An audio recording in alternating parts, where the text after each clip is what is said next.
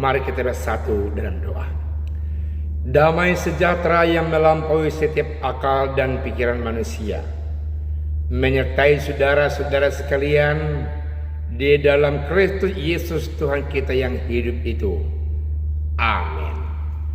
Saudaraku yang kekasih, firman Tuhan buat kita di Minggu Seksagesima pada hari ini terambil dari Lukas 6 ayat 27 sampai ayat yang ke-37.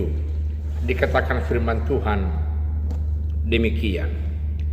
Kasihilah musuhmu, tetapi kepada kamu yang mendengarkan aku berkata, kasihilah musuhmu, berbuatlah baik kepada orang yang membenci kamu.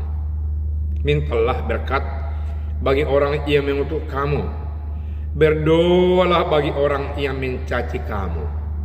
Barang siapa menampar pipimu yang satu, berikanlah juga kepadanya pipimu yang lain. Barang siapa yang mengambil jubahmu, biarkan juga ia mengambil bajumu. Berilah kepada setiap orang yang meminta kepadamu, dan janganlah meminta kembali kepada orang yang mengambil kepadamu. Bagaimana kamu kehendaki supaya orang berbuat kepadamu, perbuatlah juga demikian kepada mereka. Dan jikalau kamu mengasihi orang yang mengasihi kamu, apakah jasamu? Karena orang-orang berdosa pun mengasihi juga orang-orang yang mengasihi mereka. Sebab jikalau kamu berbuat baik kepada orang yang berbuat baik kepadamu, apakah jasamu? Orang yang berdosa pun berbuat demikian. Dan jikalau kamu meminjamkan sesuatu kepada orang, karena kamu berharap akan menerima sesuatu daripadanya, apakah jasamu? Orang-orang berdosa pun meminjamkan kepada orang-orang berdosa, supaya mereka menerima kembali sama banyak. Tetapi kamu kasihilah musuhmu dan berbuatlah baik kepada mereka dan pinjamkan dengan tidak mengharapkan balasan, maka upahmu akan besar dan kamu akan menjadi anak-anak Allah yang maha tinggi. Sebab ia baik berharap orang yang tidak tahu berterima kasih dan terhadap orang-orang jahat. Hendaklah kamu murah hati, sama seperti Bapakmu adalah murah hati. Janganlah kamu menghakimi, maka kamu pun tidak akan dihakimi. Dan janganlah kamu menghukum, maka kamu pun tidak akan dihukum. Ampunilah, dan kamu akan diampuni. Demikian firman Tuhan. Tema firman Tuhan buat kita pada minggu hari ini adalah membalas kejahatan dengan kebaikan. Jadi ciri khas hidup orang percaya anak Allah, orang Kristen seperti saya, saudara, dan semua kita yang bersentuhan dengan firman Tuhan ini adalah pertama, mengasihi musuh, mengasihi tanpa batas, mengampuni tanpa syarat. Itu yang diajarkan oleh Yesus sebagai anak Allah, dan kita semuanya adalah pengikutnya. Pertanyaan pertama muncul dari judul firman Tuhan ini yang mengatakan kasihilah musuhmu. Pertanyaannya, siapa yang mau dikasihi? Adalah musuh. Siapa musuh itu? Ada dalam ayat 20 sampai ayat 26.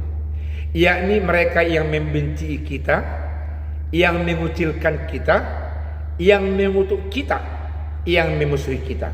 Itu pertama adalah komunitas orang yang membenci orang-orang Kristen, atau orang yang membenci komunitas pengikut Tuhan Yesus Kristus. Lalu Yesus mengatakan, meski mengasihi mereka yang memusuhi kita, yang menjadi terkondisi sebagai musuh kita, orang percaya. Baru pertanyaannya, mengapa harus mengasihi? Mengasihi adalah merupakan satu pengajaran Yesus yang mengkristal menjadi trending topic pada masanya. Karena Yesus memformulasikan cinta kasih yang berbeda dengan pemahaman orang-orang Yahudi ketika itu. Karena Kristen memformulasikan cara mengasihi dengan cara orang lain memahami kata mengasihi. Orang Yahudi memiliki konsep mengasihi hanya sesama orang-orang Yahudi. Karena itu juga berlaku hukum pembalasan. Mata ganti mata, gigi ganti gigi, tangan patah menggantikan tangan patah. Pada masa Yesus, hal itu masih kental dan berlaku kelihatan di tengah-tengah orang Yahudi. Sehingga sangat memberatkan, sangat menakutkan, dan sangat kurang berkenan di hati dan pikiran orang-orang yang sudah mengenal ajaran Kristus Yesus. Namun sebaliknya, pertanyaannya, siapakah yang mampu untuk mengikuti pengajaran Yesus? Yesus mengatakan dalam konteks ini, tetapi kamu yang mendengarkan aku, kasihilah musuh. Mengasihi tanpa batas, mengasihi kasih yang menghidupkan, yang mensejahterakan. Tidak ada dendam bagi orang yang membenci, yang mengucilkan, yang mengutuk kita sendiri. Apa maksudnya? Maksud Yesus, kalau kita melihat di dalam ayat yang ke-35 sampai ayat yang ke-36, bahwa Yesus menekankan bahwa kamu adalah anak-anak Allah.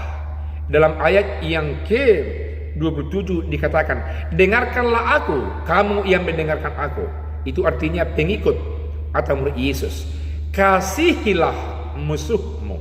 Penekanan cinta kasih yang tanpa batas, mengampuni tanpa syarat, mau dibina, dididik dan dibangun oleh Yesus, bahwa pengikutnya, anak-anaknya, orang Kristen yang percaya kepada Allah lewat Yesus, meski memiliki keunikan, meski memiliki sikap yang berbeda, meski memiliki ciri-ciri khas kealahan sebagai anak Allah yang nyata di tengah-tengah dunia ini. Allah sama-sama mengasihi orang jahat dengan orang baik. Buktinya Allah menciptakan pagi dengan mentari yang sangat luar biasa indahnya, yang sangat luar biasa pengaruhnya ke dunia ini, di mana di sana ada orang jahat dan orang yang baik. Allah tidak pernah gagal untuk menyatakan cinta kasihnya ke dunia ini lewat Yesus Kristus. Oleh karena sikap jahat orang fasik, orang-orang yang mau memusuhi anak-anaknya, dan Yesus Kristus sendiri yang adalah Allah. Allah dalam nama Yesus tidak pernah gagal, tidak pernah stop, tidak pernah berhenti. Karena disitulah kelihatan faktanya bahwa Allah dalam nama Yesus, bahwa gereja yang diisi oleh orang-orang percaya memiliki cinta kasih yang sangat berbeda dengan yang lain. Itu diperjelas oleh Yesus kepada murid-muridnya. Kalau kamu hanya mau mengasihi orang yang mengasihi kamu, apakah jasamu? Kalau kamu hanya mau memberikan salah satu benda materi untuk dipinjamkan oleh orang lain dan kamu mengharapkan balasannya, apakah jasamu? Orang penjahat, orang yang tidak mengenal Yesus, yang tidak mengenal Allah, yang tidak mengerti ajaran gereja pun melakukan hal seperti itu. Itu artinya bahwa Yesus mau mengkritik cara berpikir, cara hidup, etika moral, etika hidup umat yang percaya, yang mengikuti dia, yang toh sama saja dengan yang lain. Mengikut Yesus, bertemu dengan Yesus, memiliki satu kehidupan yang berbeda. Saudara yang kekasih yang mengaku mengerti, memahami, mengikut Yesus, memiliki pertemuan dan persekutuan dengan Yesus, meski kelihatan settingan kehidupan yang berbeda dengan yang lain, mengampuni tanpa batas, bisa memaafkan tanpa kriteria, tanpa syarat. Itu yang dirindukan oleh Yesus dari kehidupan kita. Berikutnya, Yesus membangun etiket kehidupan. Yesus membangun kehidupan yang seperti itu dengan cara apa? Meski berniat dengan baik dan berniat lalu melakukan pertama dari diri sendiri. Apa yang engkau inginkan diperbuat oleh orang lain kepadamu. Apa yang kau kehendaki dipikirkan oleh orang lain terkait dengan dirimu, maka engkau harus pertama meniatkan melakukan itu kepada orang lain. Yesus mengajarkan supaya semuanya menjadi baik, supaya semuanya kelihatan menjadi kehidupan beretiket yang ekstrim, yang berbeda dari yang lain.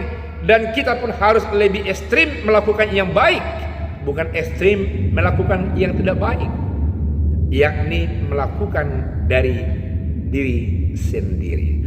Orang-orang yang mengutuk kamu berkatilah, orang-orang yang membenci kamu berkatilah, orang-orang yang mengucilkan kamu berkatilah, orang-orang yang tidak suka dengan kamu doakanlah. Mulai dari diri sendiri, berangkat dari kehidupan diri sendiri. Itu dikatakan oleh Yesus dalam ayat 35 sampai ayat yang ke-36. Karena anak Allah mengasihi orang dan senantiasa mau dan tahu berterima kasih. Karena anak Allah senantiasa bermurah hati, tidak membangun ketegangan, tidak membangun tembok-tembok pemisah dan tembok-tembok yang membangun komunitas yang tidak mau keluar dari kebiasaan-kebiasaan itu. Yesus mau mengatakan, keluarlah kebiasaan yang hanya mengasihi komunitasmu. Keluarlah dari kebiasaan yang mau membalas apa yang tidak baik sama dengan yang dibuat oleh orang lain kepada kita, kepada orang lain dalam hal yang tidak baik. Yesus mau mengajak umatnya, muridnya keluar dari persoalan itu. Terakhir Yesus mengatakan dalam ayat yang ke-37, janganlah kamu menghakimi, maka kamu pun tidak akan dihakimi. Dan janganlah kamu menghukum, maka kamu pun tidak akan menghukum. Ampunilah dan kamu akan diampuni. Jangan menghakimi, tapi ampunilah. Kalau kamu menghakimi, kamu pun akan dihakimi. Karena itu Yesus mau katakan, lebih baik kamu mencari hal-hal yang bisa memberkati. Carilah hal-hal yang bisa untuk membuat orang bersuka cita. Jangan mau mencari orang-orang dengan mencari kesalahan-kesalahannya.